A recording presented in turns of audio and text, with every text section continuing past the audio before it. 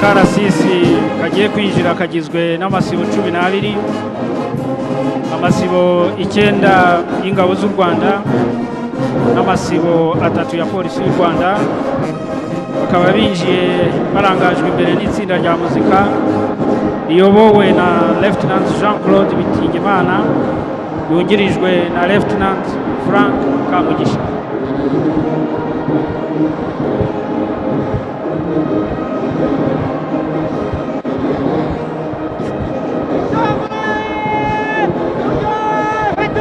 Amasibo 3 muri kano karasisi agizwe n'abari n'abategarugori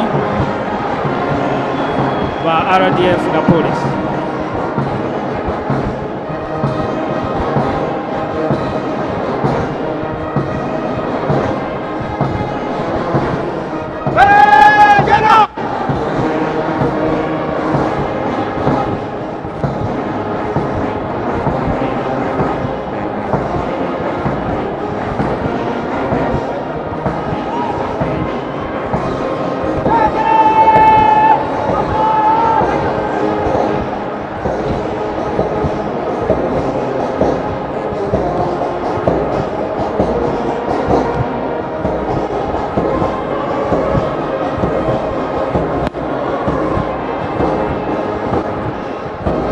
Umuyobozi winjije akarasisi yitwa Captain Jane Natamba.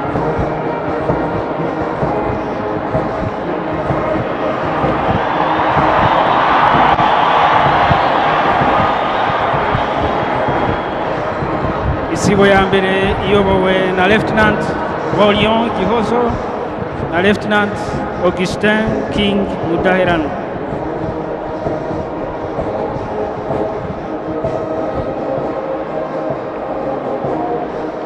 Isibo ya kabiri iyobowe na Lieutenant Serge Niyonkuru na Lieutenant Amon Kamugisha.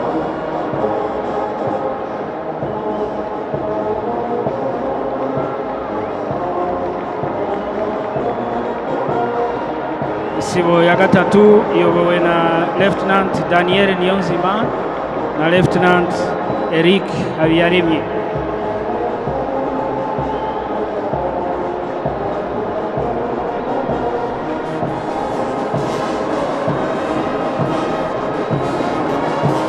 Isibo ya kane iyobowe na Lieutenant Annette Mutesi na Lieutenant Ruth Ingabire.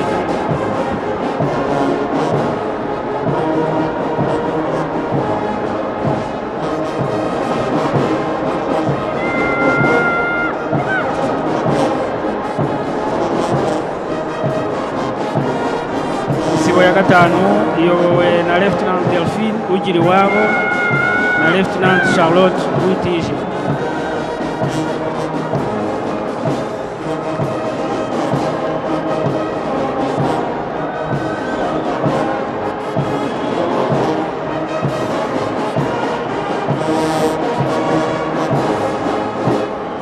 Isibo ya gatandatu iyobowe na Lieutenant Justin Niyonzima na Lieutenant Frank Mumvaneza.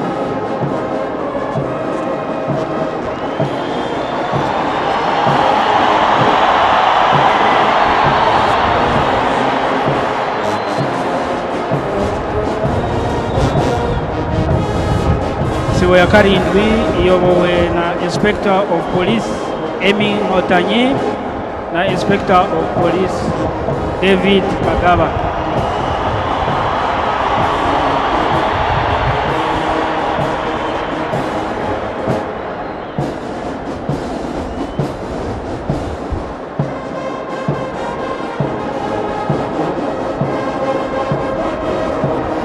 Isibo ya munani iyobowe na Inspector of Police Chantal Uwera na Inspector of Police Julien Wakubirwa.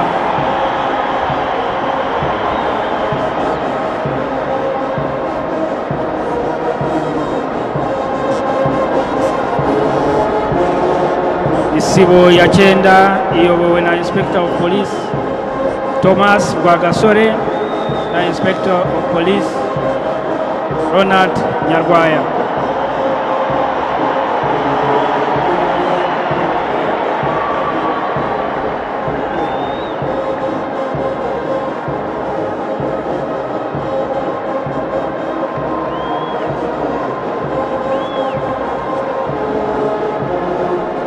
Isibo ya 10 iyobowe na Lieutenant Valence Ngabirinda na Lieutenant Emmanuel Ufiteyezu.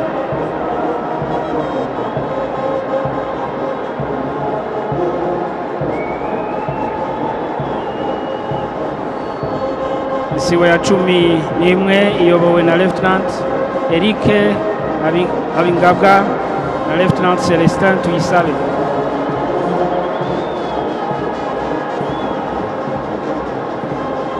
Isibo ya 12 ari nayo ya nyuma iyobowe na Lieutenant Olivier Nsengiyumva na Lieutenant Diogene Musale.